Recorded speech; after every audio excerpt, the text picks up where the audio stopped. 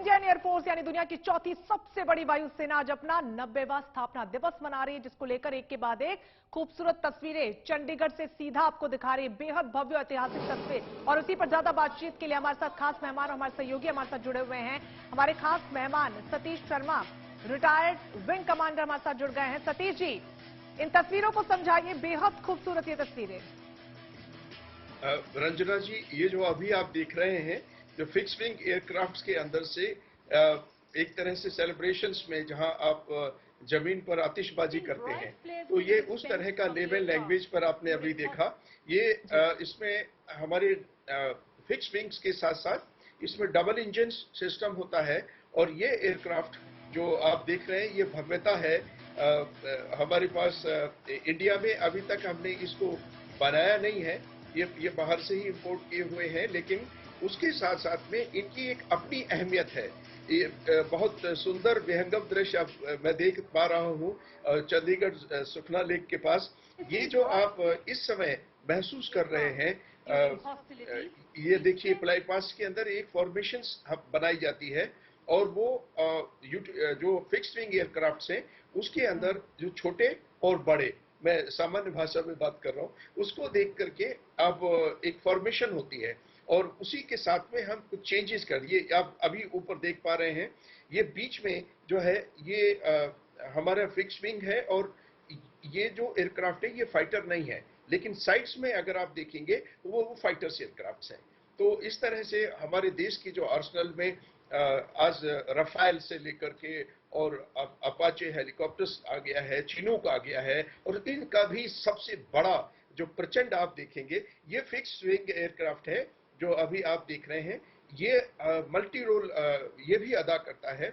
इसके अंदर आप पैसेंजर से लेकर के और जो सामान शिफ्टिंग होता है, लगेज जाता है, युद्ध सामग्री जा सकती है, और ये किसी भी वेदर में वहां कामयाब हो सकता है। इसी के साथ देखिए, ऊपर से जो आतिशबाजी का मॉडिफाइड किया गया है, कितना विहंगम दृश्य है ये, beautiful 19th anniversary of Indian air force.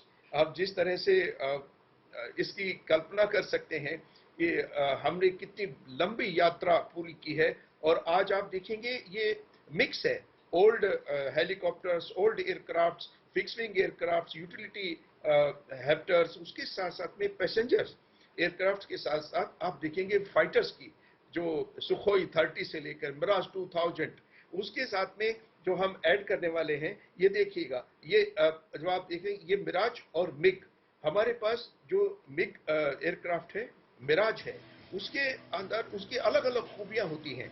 हमने जो बालाकोट स्ट्राइक की थी उसमें मिराज ने स्कॉट किया था, और वो हमारे पास जो फाइटर बेस है वहां से बड़े टाइमिंग अभी जो सेट करके एयरक्राफ्ट में हम सर लोग, ये जो फॉर्मेशन बनाई है, इसको क्या कहते हैं? देखिए, ये एयर फॉर्मेशंस जो होते हैं, ये अलग अलग एयरक्राफ्ट्स के हम लोग बोलते हैं। ये जो पांच हैं, इसमें 5 हैं। इसमें जो बीच में जो है ये वॉल्यूम के हिसाब से दिया जाता है। इसको हम बोलेंगे 5 aircraft formation. In that fighter और उसके साथ पैसेंजर दोनों मिक्स हैं।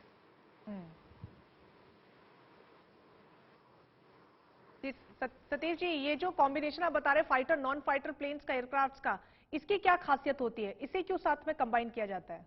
ये देखिए, अभी जो आप सामने देख पा रहे हैं, ये बिल्कुल फिक्स विंग फाइटर एयरक्राफ्ट है, ये जो आप इस समय आसमान में देख पा रहे हैं। और ये स्टिल्थ टेक्नोलॉजी इसके अंदर विद्यमान होती है।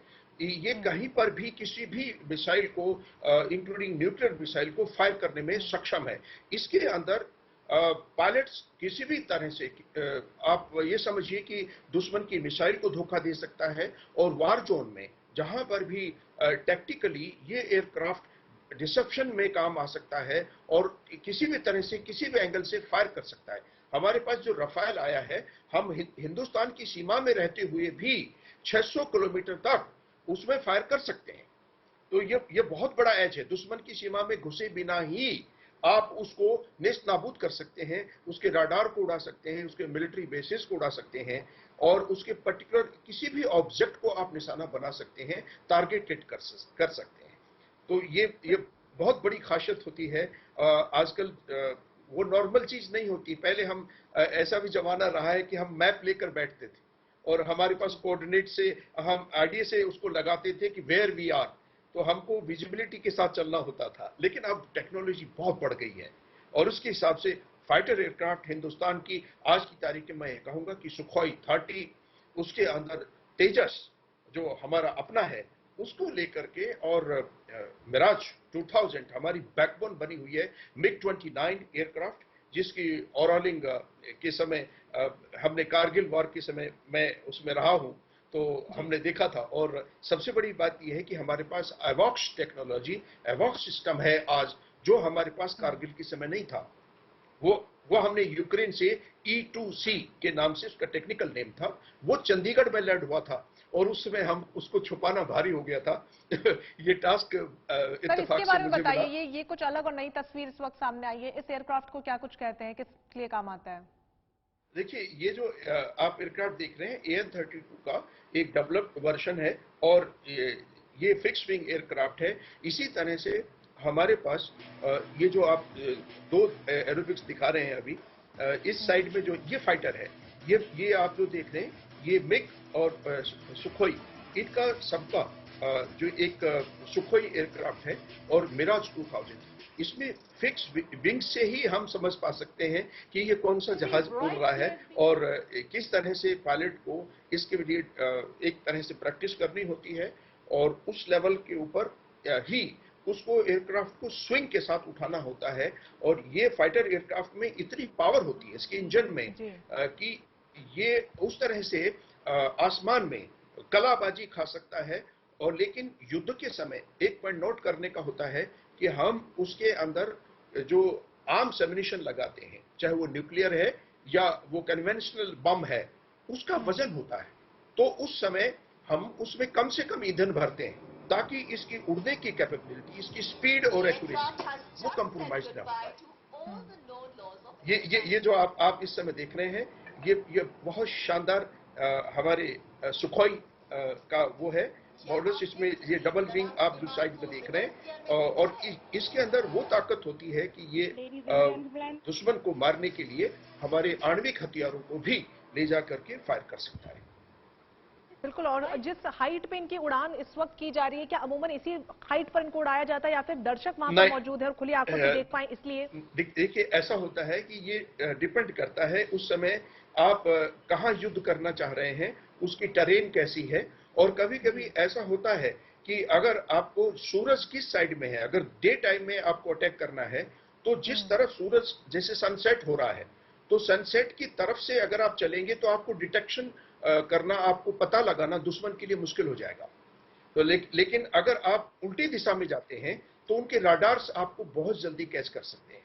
तो आजकल जो ये टेक्नोलॉजी है, सैटेलाइट बेस्ड टेक्नोलॉजी हो गई है, इसलिए इनको सबसे बड़ी बात है कि फाइटर एयरक्राफ्ट में एक स्टेल्थ टेक्नोलॉजी होती है कि वो दिखाई नहीं दे। तो कभी कभी आपको बहुत लो फ्लाइंग करनी पड़ती है, जो पहाड़ों के से थोड़ा सा ऊपर लेकर के आप छुपते छुपाते जा सकते हैं, तो उनके राडार्स आपको कैच नहीं कर पाएंगे। जो लोकल उसको हम जो गैलरी बनाते हैं, वहां पर बलून्स भी लगाए जाते हैं ताकि आपके एयरक्राफ्ट को परेशानी हो और आप उधर से पास न करें। एक चैफ सिस्टम होता है कि आपका एक जहाज दुश्मन के राडार को अंधा कर देता है। ऊपर से बहुत ऐसे पतली पतली सी लीव्स जो मेटल की होती हैं, वो अपने आप में उनमें शाइनिंग वो होता है। तस्वीरों के बारे में जरा बताइए दर्शकों को। बेहद खूबसूरत ये तस्वीर। हाँ,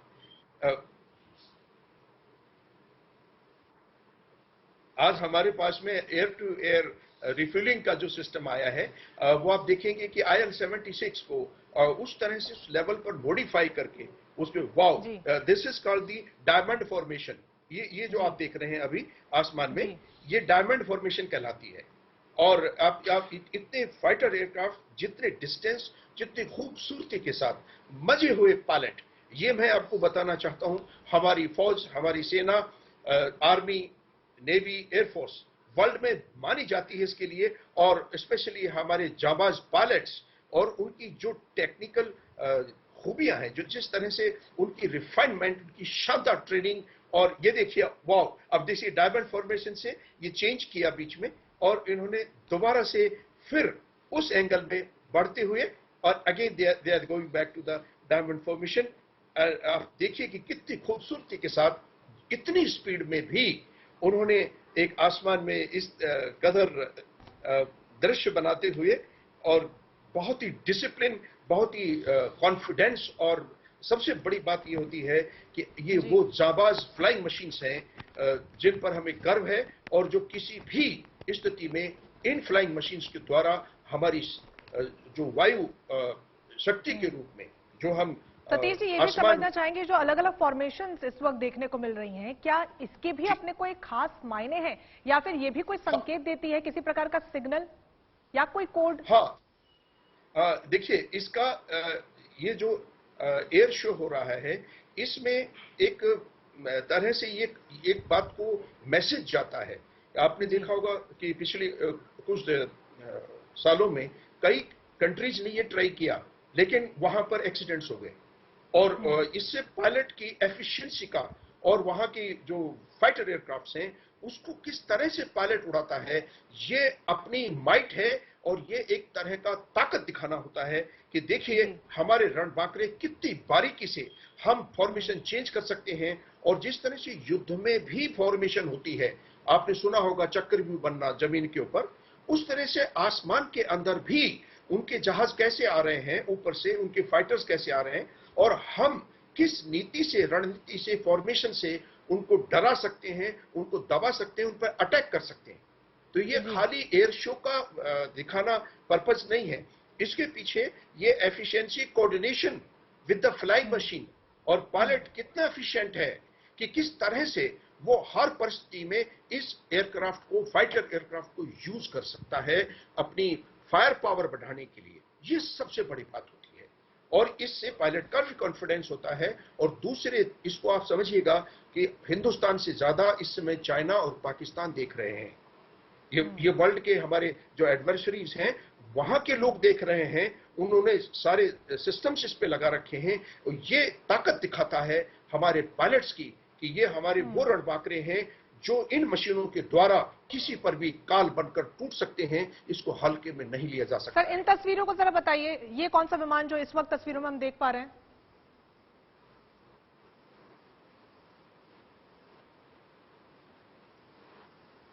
सतीश जी, आवाज मिल रही है आपको? हाँ, मुझे आवाज आ रही है। ये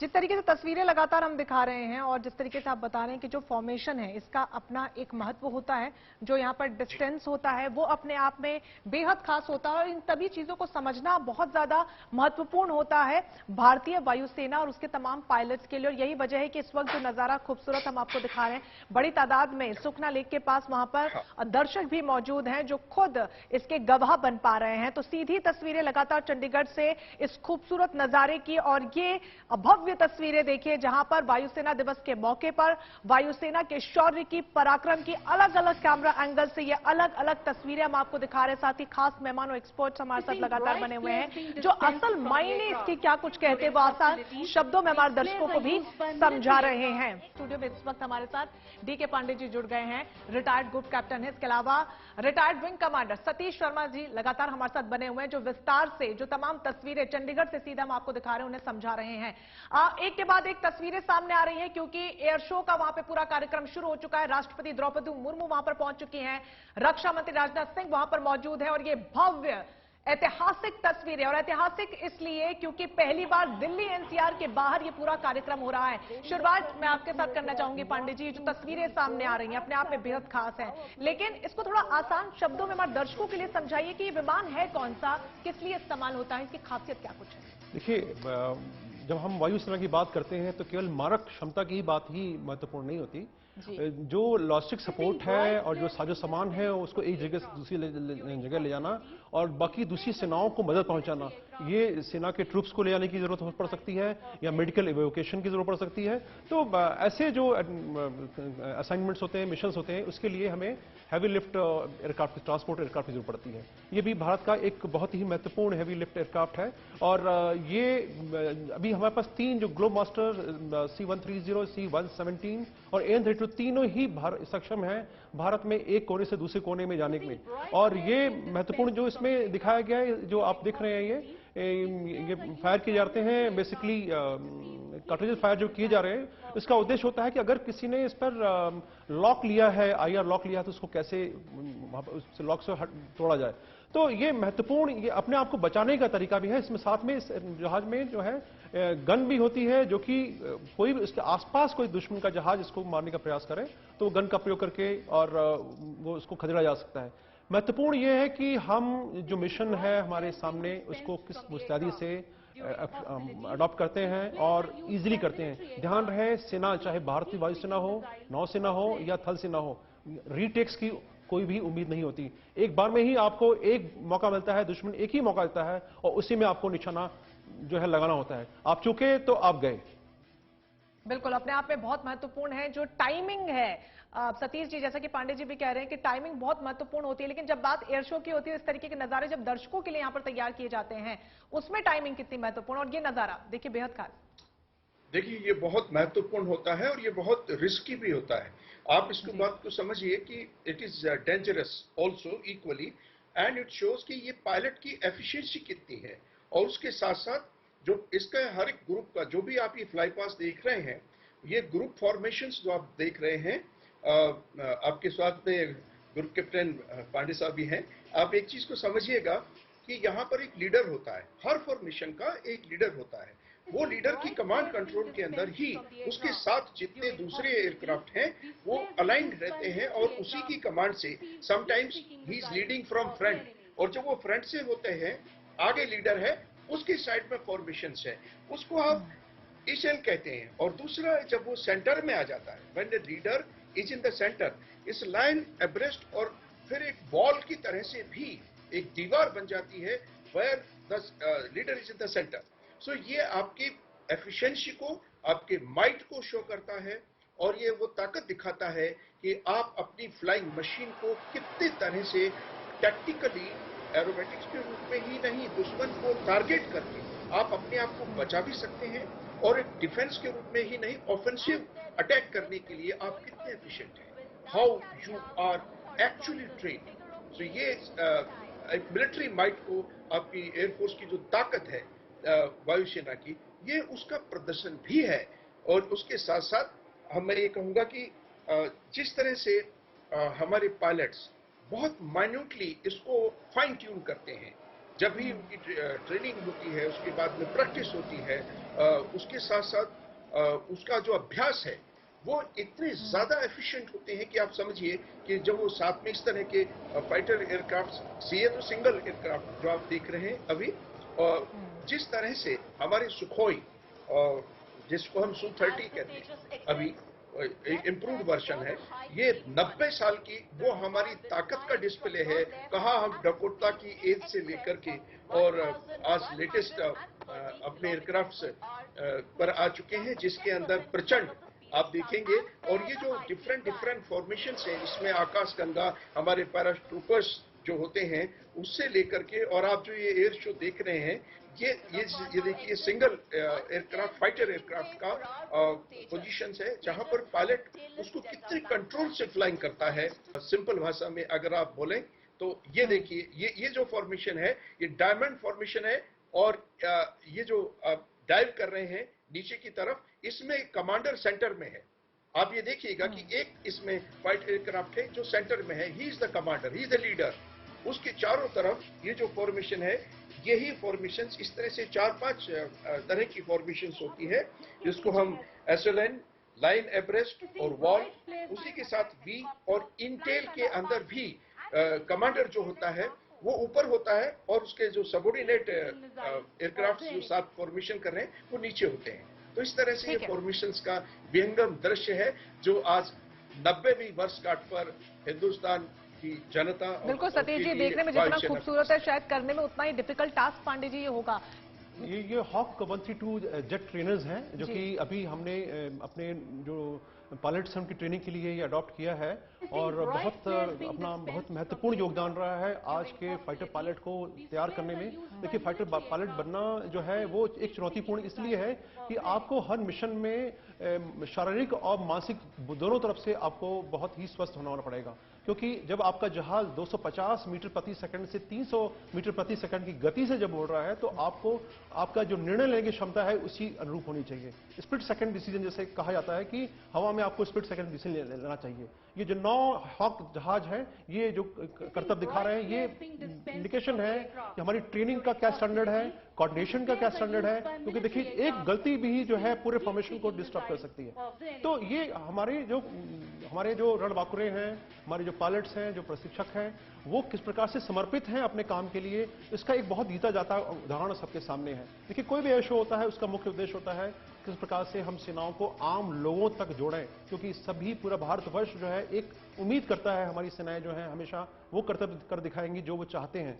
तो एक सम्मान का विषय भी होता है हमारे लिए कि हम लोगों के जो मंसूबे हैं, लोगों की जो उम्मीदें हैं हमसे, उन पर खरे उतरें, और ये उस दिशा में एक बहुत ही बड़ा उदाहरण है जो आपके सामने प्रस्तुत हो रहा है। बिल्कुल। साथ ही पांडे जी मैं ये भी समझना चाहूंगी, चूंकि फॉर्मेशन का जिक्र हो रहा है और ये देखिए जिस तरीके से डाउनवर्ड डायरेक्शन में ये डाइव मार रही है, क्या हकीकत में जब कोई ऑपरेशन होता है तो इस तरीके की फॉर्मेशन तब भी देखने को मिलती है, या फिर सिर्फ दर्शकों के आकर्षण के लिए इसे बनाया गया? देखिए ये जो आपके सामने देख रहे हैं, तो निश्चित रूप से 2 उद्देश्य हैं इसके। एक तो दर्शकों के लिए इसको बढ़िया तरीके से पेश करना, ताकि उनकी रुचि बनी रहे, उसके जहाज को जो कैपेबिलिटीज को समझ सकें। लेकिन जब ऑपरेशंस की हम बात करते हैं, तो हम युद्ध जो वायु युद्ध है, सबसे महत्वपूर्ण एलिमेंट होता है सरप्राइज, एलिमेंट ऑफ सरप्राइज। तो जब हम बदलते हैं एक लेवल से दूसरे लेवल पे बहुत तेजी से जब जा रहे हैं, जैसा मैंने जिक्र किया 250 से 300 मीटर पर सेकेंड, यानी कि आपने जब बोला 1 2 3 4 5, तो 5 सेकेंड में एक जहाज जो है वो कितना बढ़ा, लगभग 1.25 किलोमीटर। तो जब इतना क्लोज सामने भी से जहाज अगर आ रहा है, तो दोनों 2.5 किलोमीटर एक दूसरे के पास आ जाएंगे। तो जब इस गति से आप आगे बढ़ रहे हैं, तो निश्चित रूप से आपके अंदर वो कौशल होना चाहिए कि उस सिचुएशन को एक्सप्लॉइट कर सकें, और जिसे हम लोग दिन रात प्रैक्टिस करते हैं। जब अमेरिका की, फ्रांस की, रॉयल सिंगापुर एयरफोर्स की सेनाएं जब हमारे साथ आईं और उन्होंने युद्धाभ्यास किया, हमारे रणबांकुरों का जो उन्होंने कौशल देखा, तो उन्होंने कहा कि जो वर्ल्ड के बेस्ट पायलट्स हैं उनमें से भारतीय पायलट्स का नंबर 1 है, क्योंकि इन्होंने हर स्थिति में अपना वो कर दिखाया जो कि बहुत ही मुश्किल था। ये क्यों हम नंबर 1 बोलते हैं पायलट्स को? क्योंकि हमारे पास जो रिसोर्सेज हैं वो अब आना शुरू हुए हैं। हमने उस समय वायुसेना को जो उन ऊंचाइयों तक पहुंचाया जब हमारे पास रिसोर्सेज की कमी थी। हम जब 1932 में आए, हमें सब पता है 9 वापसी जहाज थे, उसके बाद धीरे धीरे हम जो है रॉयल एयरफोर्स से 1950 में इंडियन एयरफोर्स बने, और फिर हम जागे। और जो हमारे वायुसेना ने जो कर्तव्य दिखाए कांगो क्राइसिस में 1960 में उन्होंने कर्तव्य दिखाया, फिर कारगिल में आपने सुना, और बालाकोट का जो उद्देश्य, और अभी हाल ही में थोड़े दिन पहले जब ईरान का जो एयरक्राफ्ट था वो जब भारतीय वायु क्षेत्र में आ गया, किस तत्परता से और किस मुस्तैदी से एयर डिफेंस सिस्टम ने अपना रोल प्ले किया और उस जहाज को कुछ भी करने से रोका। बिल्कुल, और ये बहुत ज्यादा जरूरी है, न सिर्फ टाइमिंग बल्कि जैसा कि आपने बोला फिजिकल और मेंटल, यहां पर जो आपकी स्थिति होती है उसको भी बैलेंस करना बहुत ज्यादा महत्वपूर्ण होता है। फिलहाल थोड़ी समय की कमी, आप दोनों का बहुत शुक्रिया हमारे साथ जुड़ने के लिए। सतीश जी आप हमारे साथ जुड़ रहे हैं सुबह से, इसके अलावा पांडे जी आप भी हमारे साथ स्टूडियो से बने रहे।